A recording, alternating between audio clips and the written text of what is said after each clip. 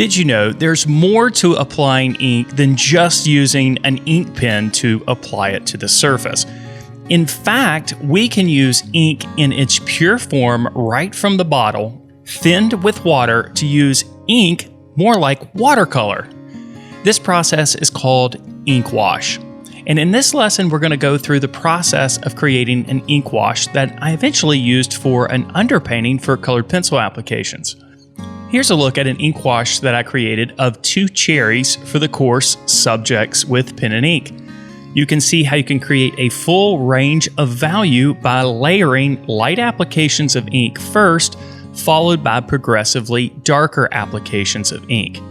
Now, of course, you can use the process of ink wash in conjunction of adding lines with pen to create an interesting image. This is simply a process of thinning the ink to create different values. Now, for this demonstration, I'll be working on Arch's 140-pound hot press watercolor paper.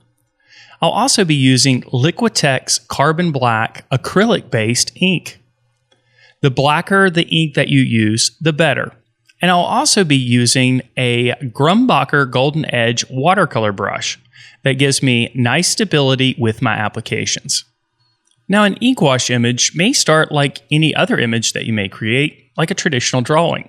In this case, I'm starting with a graphite drawing, using just HB graphite. I'm concentrating only on the contour lines, which is just another name for outlines.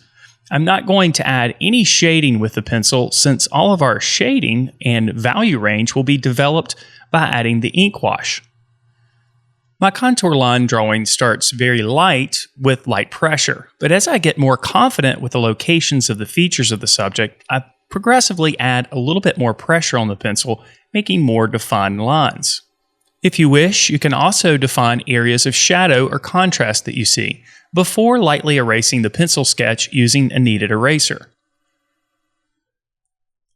Now we're ready for ink wash applications.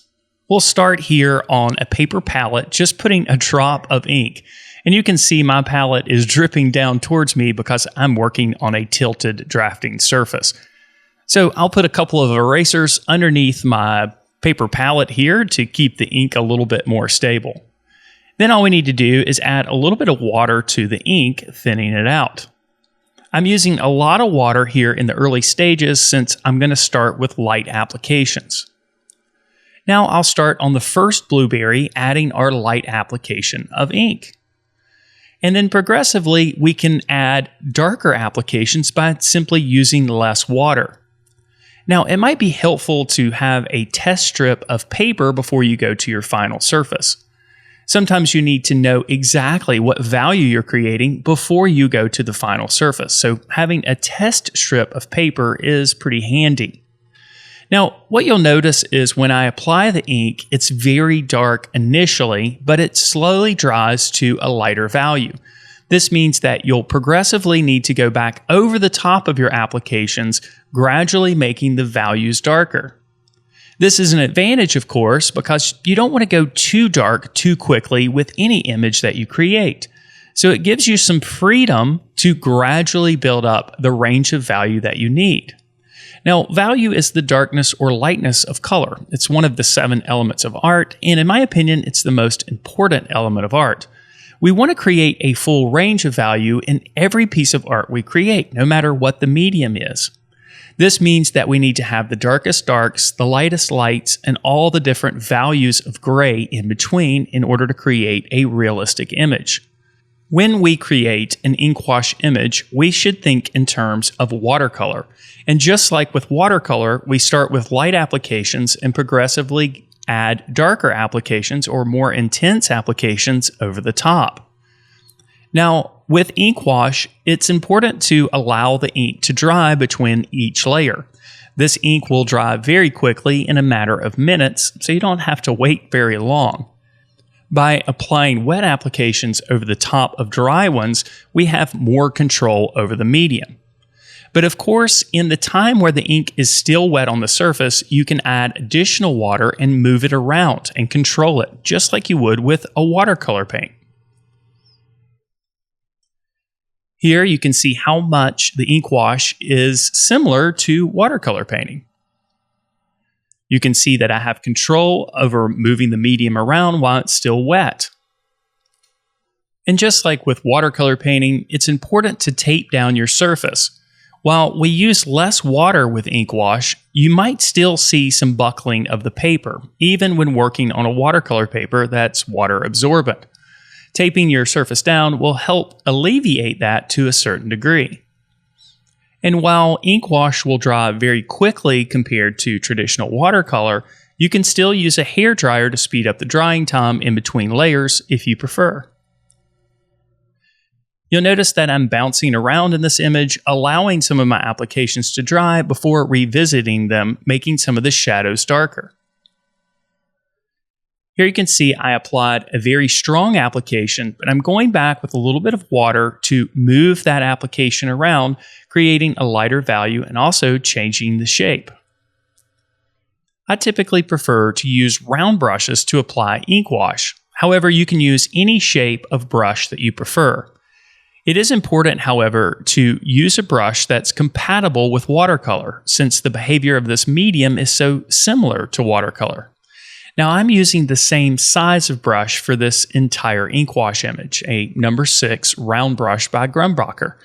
But you can use smaller brushes if you prefer, or larger ones.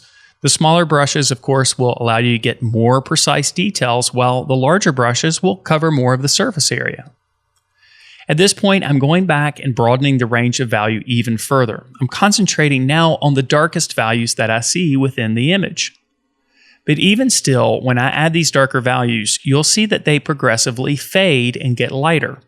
So I have to keep going over these areas in order to create the range of value that's necessary to make this image look complete. Here again, I'm using a bit of water to thin what I have on the surface and move it around. You have to do this fairly quickly because the ink dries so quickly.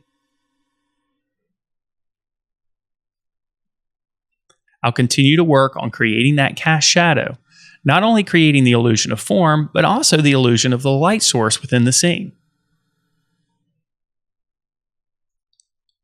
Perhaps you've figured this one out already, but ink wash is very permanent. After all, it is ink. So once it is dry, it is in its place forever. Unlike watercolor, we can't go back with alcohol or water and lift the ink. That's why it's important to work slowly and cautiously as you gradually build that range of value.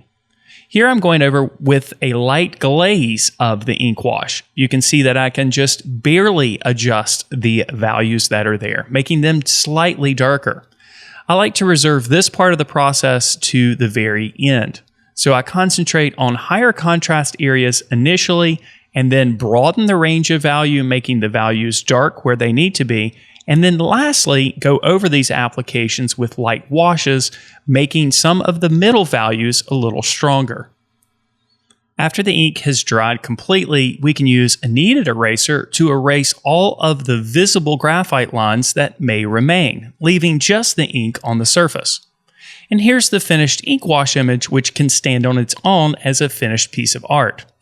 However, for this piece, I decided to go back over the top of the ink wash, using it as an underpainting to apply colored pencils.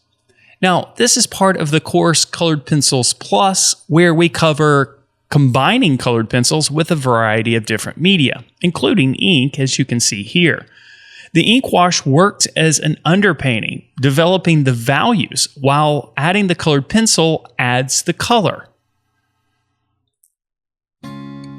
And here's a look at the final image, ink wash and colored pencil applications combined. So there you have it, a quick look at creating an ink wash image. I hope you enjoyed it. I hope you're able to pick up a couple of things here and there.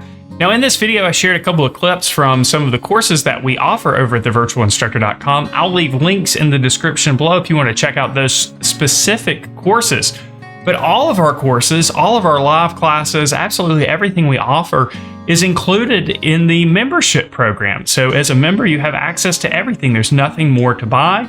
Our membership program includes courses on drawing and painting, covering pretty much every medium and subject matter you can imagine. We do weekly live classes for members, which are all recorded and stored. You can go watch any of the live classes that we've ever created. There's also weekly critiques that are part of the Members Minute, where I critique viewer-submitted artwork. There's also a year-long curriculum for visual arts teachers that includes everything you need to teach. Now, all of that is included in the membership program, and everyone starts out with a week-long trial for free, and then beyond that, there's a 30-day money-back guarantee, and the program is dirt cheap. So if you want to learn more about our program, I'll leave a link in the description below for that as well. If you like this video, make sure you give it a like. If you have something to say, please let me know in the comments below. And as always, I wish you all the very best in your artistic success.